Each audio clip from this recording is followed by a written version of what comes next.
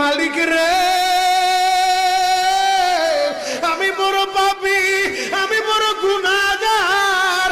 ও দয়ার আল্লাহ, আমি 10 বছর তোমার গোলামি করি নাই, আমি 20 বছর গোলামি করি নাই।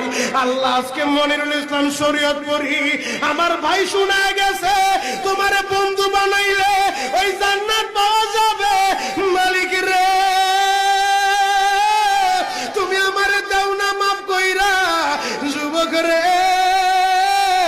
যদি কেউ আল্লাহরে বন্ধু বানাইতে পারে তার কোনো আর চিন্তা নাই, তার চিন্তার কারণ নাই গো বাবা।